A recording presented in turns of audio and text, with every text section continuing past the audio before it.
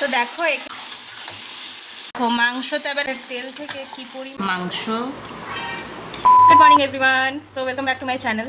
দেখো এখানে আমি কিন্তু ডাল করছি, ডাল সিদ্ধ হচ্ছে আর এখানে কড়াই গরম করতে দিয়েছি বিকজ আজকে হবে মাটন রান্না।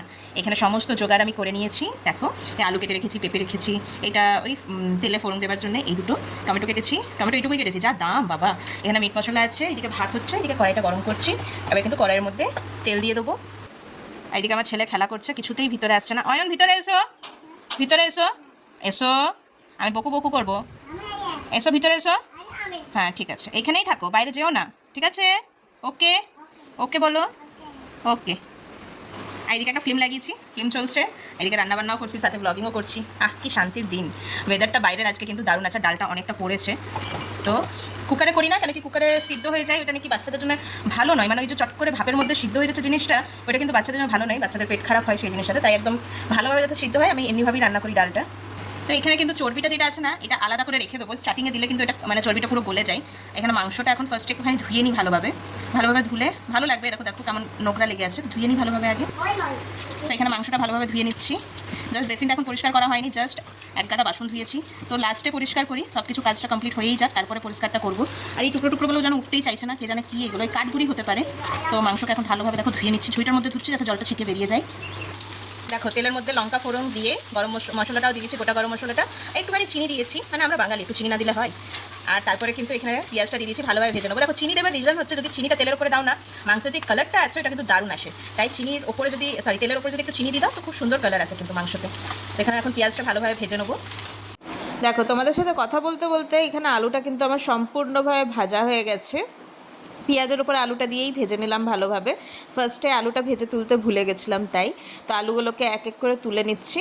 আর এই যে পেঁয়াজটা যেভাবে ভাজা হয়ে গেছে, এটাই কিন্তু একদম পারফেক্ট টাইম। এখন একদম মাটনটা আমি দিয়ে দেবো এর মধ্যে এবারে।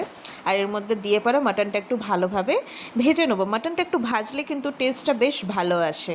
তো এখানে দেখো মাটনটা ভালো করে ভেজে নিচ্ছি। আর সকাল থেকে বলছি তো, মানে এতটাই ব্যস্ততার মধ্যে কেটে যায় কি বলবো। এদিকে দেখো নুন হলুদ দিয়ে দিয়েছি, রসুন দিয়েছি, আর এগুলো সব দিয়ে এখন ভালোভাবে মিক্স করে নিচ্ছি। ভাজছি, নিচে মাখিয়ে নিলে ভালো হয়, কিন্তু আজ ভুলে গেলাম, আমি দিয়ে ফেললাম মাংসটা আগেই। ভাজা হয়ে গেছে, এবার মশলাটা দিয়ে দেবো।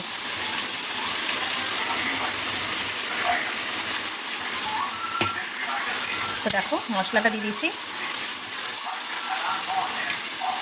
তো দেখো এক হাতে ফোন ধরে পারছিলাম না, তাই ফোনটা রেখে ভালোভাবে মশলাটা কিন্তু একদম মিক্স করে দিয়েছি।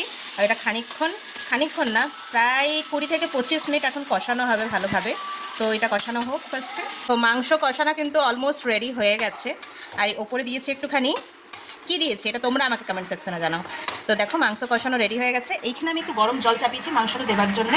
আর এটা এখন আরও 5 মিনিট কষবো, হয়ে গেছে তাও 5 মিনিট একটু কষবো। মানে যত খাসির মাংস যত কষবে না, তত কিন্তু টেস্ট করাই ঘুরে যাচ্ছে, ক্যামেরা রেখে পরেই কিন্তু করতে হবে। তো দেখো মাংসতে এবারে ভেজে রাখা পেঁপেটা, আলুটা সবটাই ভালো করে দিয়ে দিয়েছি। আর একটুখানি এটার সাথে কষবার পরে কিন্তু গরম গরম জলটা দিয়ে দেবো। জল দিয়ে দিয়েছি, যে গরম জলটা করেছিলাম সেইটাই দিয়ে দিয়েছি। আর এখন এটা ভালো করে কিন্তু সিদ্ধ হতে এখন 30 মিনিট তো লাগবেই সিদ্ধ হতে গ্যাসে। তো ছেড়ে দিলাম, এখন সিদ্ধ হোক ভালোভাবে। মাংস রান্না কমপ্লিট হয়ে গেছে। আর দেখো রঙটা কীরকম এসেছে বলো, দারুণ লাগছে না দেখতে? আর রান্না কমপ্লিট, আর কমপ্লিট হওয়ার পরে এতক্ষণে নিয়ে চলে এসেছে এই যে মাছের তেল নিয়ে চলে এসেছে। এখন এটাও বানাবার আছে। আর কটার সময় মাছের তেল এনেছে দাঁড়াও দেখাই। দেখো একটা পাত্রে মাছের তেল নিয়ে হাজির। মাছের তেল এখন বানাতে হবে। এই যে উনি করতে গেলেন স্নান, আর এখানে আমি মাছের তেল বানাবো এখন। মানে রান্নার শেষ নেই। আর এই মাংস এখন ঢাকা দিয়ে আছে, বাবুর খাওয়া হয়ে গেছে, ওর জন্য একটা ললিপপ এনেছে, ওইটাইও বসে বসে খাচ্ছে। এখন এটা ভালোভাবে নুন হলুদ দিয়ে আমি ভেজে দিয়েছি, কাঁচা লঙ্কা বেগুন দিয়েছি। বেগুনটা অনেকটা কেটে ফেলেছিল, তো কিছুটা বেগুন রেখে দিয়েছি, এতটা বেগুন প্রয়োজন পড়বে না। এখন এই মাছের তেলটা বানাবো, একদম ফ্রেশ আছে কিন্তু মাছের তেলটা।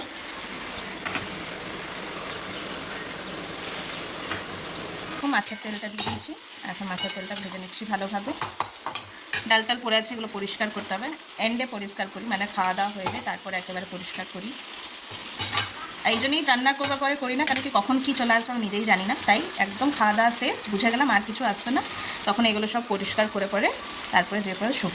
মাছের তেলটা ভাজা হয়ে গেলেই কিন্তু এবারে খেতে বসে যাব। এখানে স্যালাড কাটছি, এই শসাটা কেটে নিয়েছি আর লেবুটা কাটবো। কত বড় সাইজের লেবু দেখো, আর এই পেঁয়াজ আর এই লঙ্কা তো কেটে কমপ্লিট করে নিই। তো দেখো আমরা খেতে বসে গেছি। আর ফার্স্টেই পাতে পড়বে এই যে গরম গরম তেল ভাজা। হ্যাঁ বেটা, তো ফার্স্টে পাতে দিয়ে দেবো, এই ফ্রন্ট সাইডটাতে দিয়ে দেবো, আর একটু আমিও নিয়ে দেবো।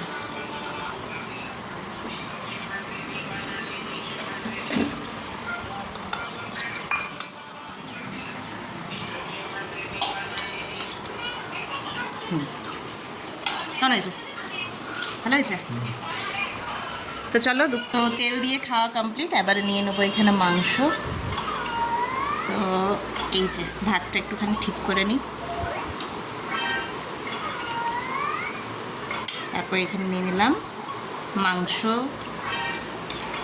এক পিস আলু। কেমন হয়েছে? ভালো লাগছে সত্যি? দারুণ।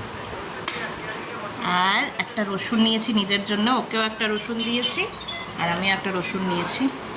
তো এটা দিয়ে এখন স্টার্ট করি। সাথে একটা বড় ফালি নিয়ে নেবো এখানে গন্ধরাজ লেবু, এটা আমার খুবই প্রিয়, এর গন্ধটা এত সুন্দর।